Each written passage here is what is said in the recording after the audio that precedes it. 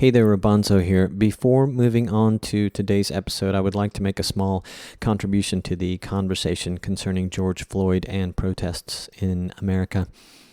I've been living as an expat in Panama with my wife Sammy since 2016. You may already know this about me. While we are dealing with our own challenges caused by the you-know-what here in Panama in June of 2020, we are extremely sad about what's been happening in the U.S. Speaking for myself, though, I am encouraged by what appears to be a movement toward change. However, it sucks to see any of my fellow countrymen and women lose their lives. Added to the pre-existing bummer of divided cultures and classes, it is a lot to bear, and I know you're sharing that burden with me.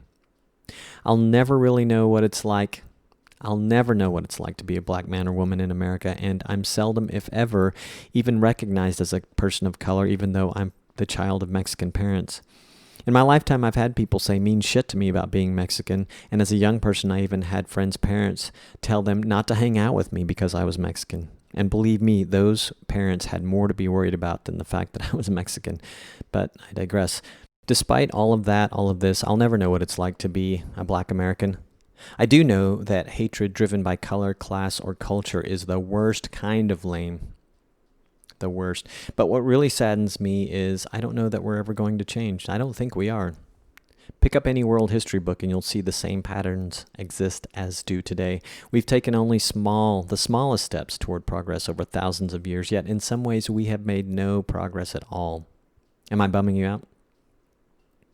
I think my boiling point this week was reading about a 15-year-old kid from Austin who was participating in a protest, something I'm not sure he'd ever done before, but by all accounts, he was in the wrong place at the wrong time.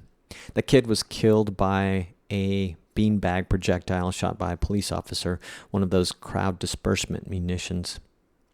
And I know he's not the first to lose his life participating in these protests.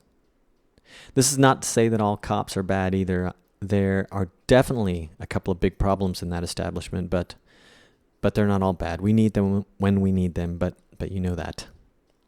Those of us who are doing things like podcasts, blogs, videos, music, are doing our best to show support. I can tell you that it often feels awkward. What's the right way to show support? Probably just listen, but I don't know. Maybe it's reaching out to more of my black friends, the few that I have. As I continue to produce this podcast and make music, I guess I just want to say this. I do care. If I figure out how I can make a real difference, I'm in. Thanks for listening, and thanks to all the brave people that are standing up for what they believe in. Let's do the show. This is the Unstarving Musician. I'm your host, Rabanzo. On this podcast, I have conversations with independent music artists and industry professionals intended to help indie artists be better at marketing, business, the creative process, and all the other things that empower us to do more of what we love: make music. Would you like to help other independent musicians find this podcast? Subscribe on Apple Podcasts or your favorite podcast service. It really helps. The Unstarving Musician podcast is made possible through the generosity of listeners like you. One of the easiest ways to offer support is to join the Unstarving Musician community. Just go to unstarvingmusician.com and join right there on the homepage. As a member, you'll receive from me tips and lessons you can use in your music journey. And this isn't just coming from me and my years of experience as a gigging musician. It also comes from the wisdom of hundreds of other musicians I've talked to as part of the Unstarving Musician project and podcast. You'll also get a free copy of the Unstarving Musician's Guide to Getting Paid Gigs ebook, and that's all free just for being part of the community. To learn more about other ways of offering your support for the podcast, please visit our sponsor page at unstarvingmusician.com/crowdsponsor. Welcome to another episode, my tropical songbirds. This is an in-between-isode. Thanks, Tim Ferriss, for that inspiration. It is Chapter 8 of the Unstarving Musician's Guide to Getting Paid Gigs. How to get booked and paid what you're worth over and over again. Written by yours truly. Originally, it was a standalone podcast, now released here a little bit at a time. You can find links to the prior chapters 1 through 7 in the show notes for this episode at unstarvingmusician.com.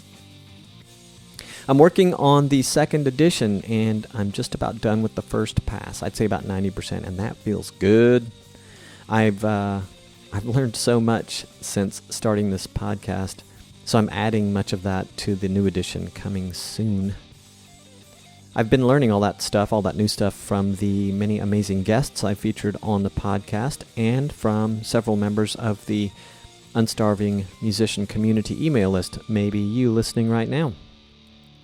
You can join that list at unstarvingmusician.com, right there on the homepage if you're not already on there. Notes about this chapter and the book. It was published, the book, in the second half of 2016. I was subbing a lot in the San Francisco Bay Area on drums in the years leading up to this book, so that's a big influence on my then reference or my then perspective. I wrote on social media a good deal about Facebook specifically. But today, in the future, the second edition, I will be more general, but today, as you listen to this, hear me talk about Facebook today, I'd probably suggest Instagram for most of you, and video, although we know that Facebook is still a big deal, but I think that most musicians, at least those that I've had on the podcast and that I talk to, are finding their jam on the Instagram. I'll make more general references in the upcoming edition, like I said, because it changes too fast, it being social media. And I plan to reference several of the musicians who are part of the community. For example, in this chapter of the new edition, I'm going to drop a reference to Camelia Akhamie Kies because she and I share the experience of being apartment-dwelling drummers, something I talk about in this chapter, largely because of my response to that and how it could translate to your situation. But Camelia responded possibly much more quickly than I did, and she took her drums to the beach.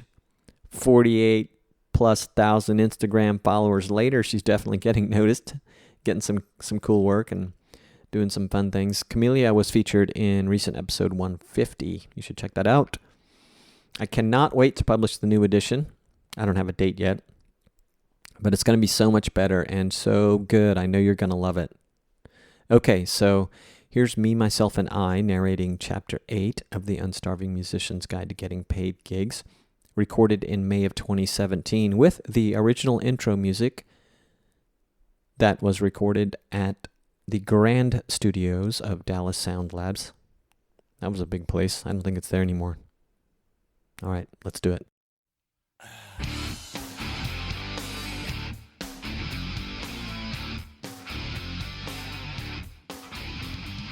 It's your craft and your reputation. The quality of your craft and your reputation are what make up your brand, and it's what people will know and remember most about you. Obviously, a good reputation will help you get gigs, and building the right reputation breaks down to some pretty simple rules and best practices. Always be your best when performing.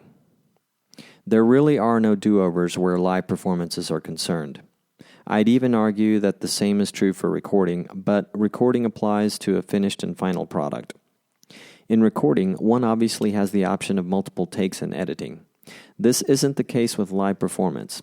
It's worth noting that the quality of your performance is almost always an opportunity to make a good first impression. This first is a potential beginning for new relationships, and you know by now that quality relationships are very important in the game of getting lots of quality gigs. Where mistakes are concerned, all musicians make them, but making mistakes are nothing to freak out about. In fact, mistakes can often result in something beautiful, musically. Conversely, mistakes can also result in a bit of ugliness in a performance. The more mistakes made, the uglier the ugliness. Performing at only half of your potential can get a little ugly too. With any instrument and musician, when a performance is slightly off, so goes the sound of the entire ensemble. It may not be painfully noticeable when a particular band musician is slightly off. However, the resulting sound can result in some truly weak sauce. How do we avoid the making of truly weak sauce? Through practice, preparation, and focus. As performers, whatever our level of proficiency in musicianship, it's important that we always do our best. We can take it a step further by sharing this outlook with bandmates. You can do this by simply saying to your bandmates, we should always strive to be our best on stage. You may want to preface a statement like this with, "At the risk of stating the obvious." While there are no do-overs, there typically is a next time. If you didn't give your all today, you can work to make it better tomorrow and even better the next day. You're going to have off days and off performances, but you know how to get back on track. I got some of the best advice from a longtime bandmate recently when I complained about having an off night at one of our gigs. Most of my complaining and self-criticism came after a particular show had ended. After offering the kind words, "I thought you sounded great," my bandmate suggested this. On off nights, those nights when I'm not feeling confident about nailing those especially complicated fills, he suggested that I just focus on the groove. He said this knowing that I'm very good at holding, developing, and maintaining a good groove. I found that focusing on the groove and less on the complicated fills allows me to let go of the pain I inflict upon myself when struggling at a live show. This advice took me a little by surprise, but it served as a great reminder that I can always learn from other musicians, especially my bandmates. By being open to the opinions and advice of others, you'll find it easier to grow and always be your best. Learn, practice, and grow. A wise person I know once said of education, "What else are you going to do with your time?" Some people are happily immersed in learning by virtue of where they are in life. Others easily let go of learning, but there's really no good reason to do this as a musician. I can think of fewer things that can bring more joy to a musician than learning new techniques on their instrument or nurturing their musicality. As a mostly self-taught drummer, I had great reason to resume my music education in recent years. A big part of me just wants to be a better drummer, but there's another part of me that is in tune with the benefits of stimulating my brain health by learning. A stimulated brain is a forever youthful brain. I've also taken note that the best drummers never stop learning. Most have drum teachers, and I'm talking about some of the world's greatest drummers. It doesn't matter if you play guitar, bass, drums, or ukulele. There's always something new to learn and someone to learn from. The byproduct of continuing your music education is the strengthening of your potential to be the best that you can be, and at times, you might even shine very brightly as a musician. That will get you gigs. How much should I practice? I recently heard a fellow student ask our drum teacher how much we should practice each week. I was a little surprised by the response, but it was a response that felt realistic. The answer was, it depends. But even 30 minutes a week could be very impactful if it is 30 minutes of quality practice time. Many drum teachers and drummers would argue that 2 to 3 hours minimum is what it takes to improve. I personally put in anywhere from 2 to 3 hours per week. Many musicians put in much more than this. At the end of the day, it's just important to practice weekly, even daily if possible. Without a doubt, making time for practice can be a challenge. It's been a challenge for me personally. For the past 4 years, I've been an apartment dweller. Very recently, my wife and I moved into a studio apartment. It's a spacious studio apartment, but no place for practicing drums. Real estate where I live in San Jose, California is at an insane premium, and so rehearsal space doesn't come cheap. Before a recent move to our studio apartment, I realized that I had to figure out my practice situation. So here's what I did. I posted on Facebook that I was going to be in need of practice space and gave preferred location specifics. I got some good leads on studio rentals, but something very interesting happened. A good friend and fellow drummer who lives nearby told me I could share his home practice room. It's a great rehearsal room in which he has an electronic kit and now my acoustic kit set up as well. Again, relationships. In return, I let him use my gear anytime he wants and occasionally help him out with his band's website. He owns a nice acoustic kit and doesn't need to use my gear, but who doesn't like mixing it up from time to time? My point is to be creative and be open to the possibilities of everything. There's this phrase, put it out there. If you're looking for something or if you need some help, just ask. People love helping others, especially their friends. Create and be your image. This is a section on personal brand building and reputation, but mostly about reputation. Personal brand building is arguably another book altogether. Let's talk for a moment about reputation. I laugh a little at the last sentence because it seems so ridiculously obvious. Have a good reputation, right? Duh. A friend told me today that marketing yourself as a musician is all very basic and simple, but many people don't do it because they're caught up in their own inertia. It's so true, and it happens to the best of us, getting caught up in our own life inertia. I've given reputation considerable thought since starting this book. A real and genuine reputation is something that happens over the course of months, even years. We're all human, though. Sometimes we deviate from who we really want to be, and sometimes that costs us reputation points. Sometimes we start off on the wrong foot and keep using the wrong foot for weeks, even months. The good news is that reputation can change if need be. Do a self-assessment check.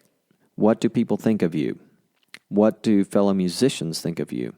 What do venues and booking contacts think of you? Don't freak out on this, but ask yourself. Ask a friend. Maybe your reputation could improve. Maybe you want to make a shift in your reputation. Do you want to be someone who takes gigs every weekend? Do you want to be perceived as a musician who wants to gig 10 times a month? Maybe you want to limit it to 3 or 4 gigs a month. Whatever or whoever you want to be, act the part and let it be known. Put it out there. Then do all the stuff your mom, dad, or other role models taught you. Show up on time, look good, be polite, and knock 'em dead.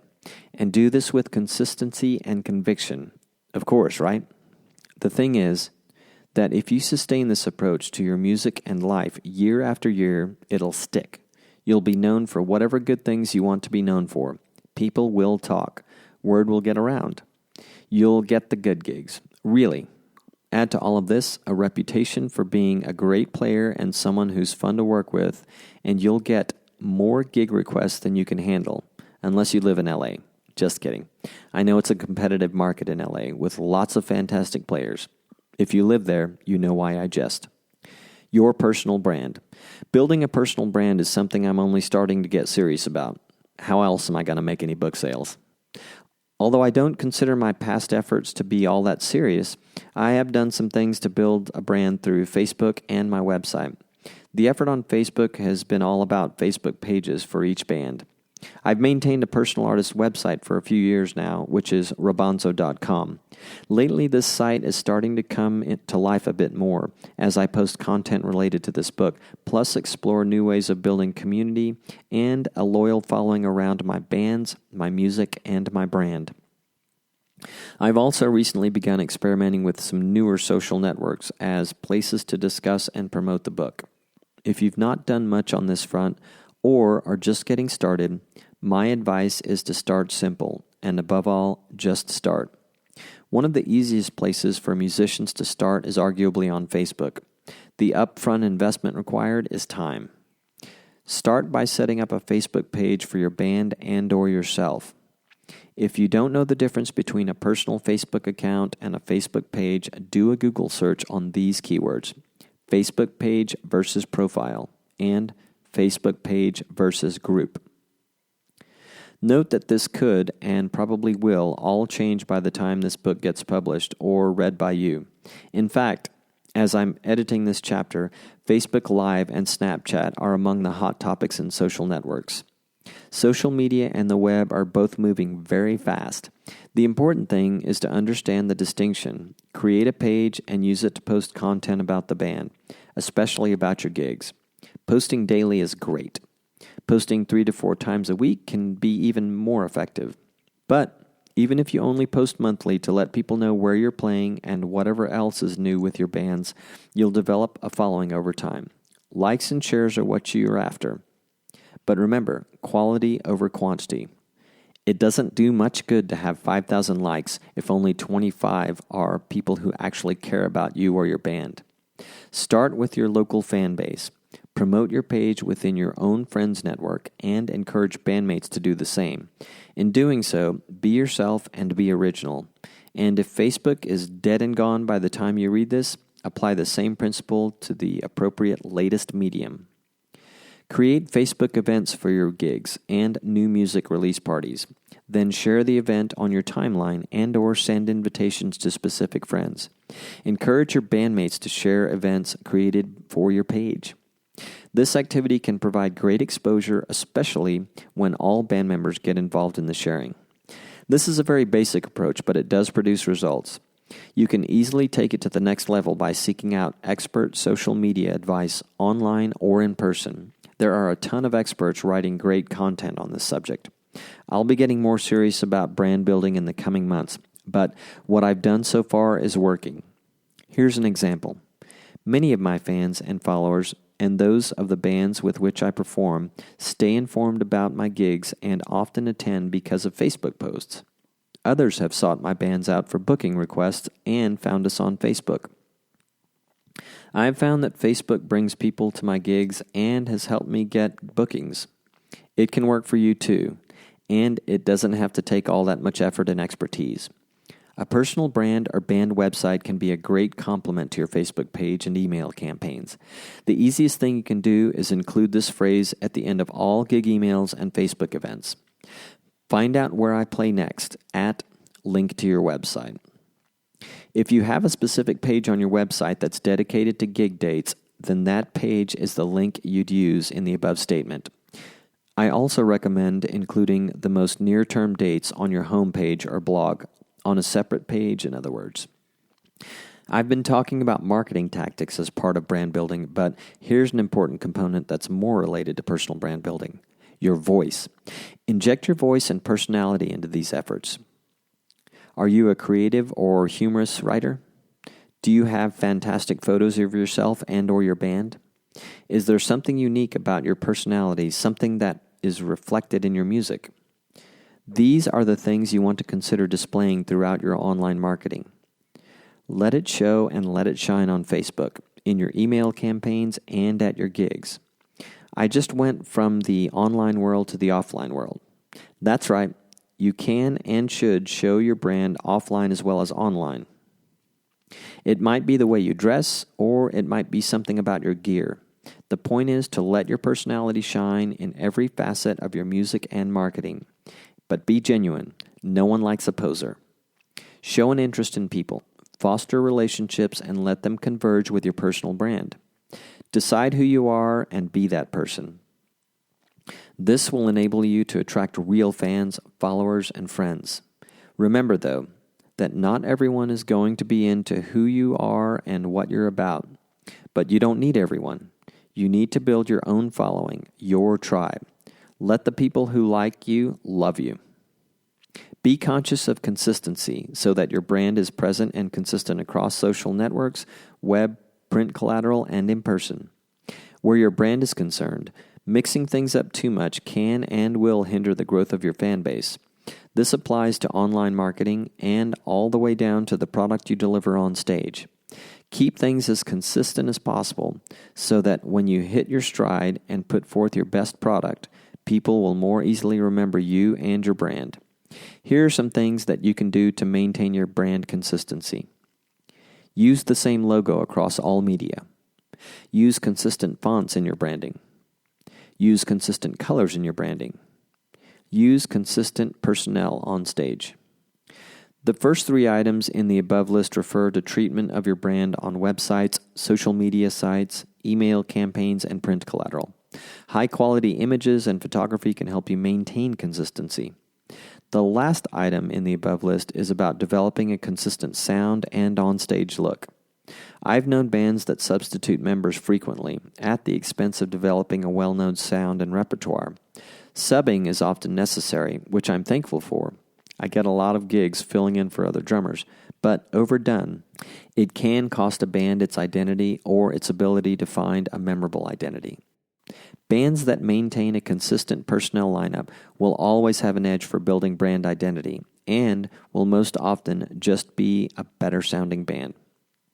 Finally, presenting yourself for the part and maintaining a specific look can help.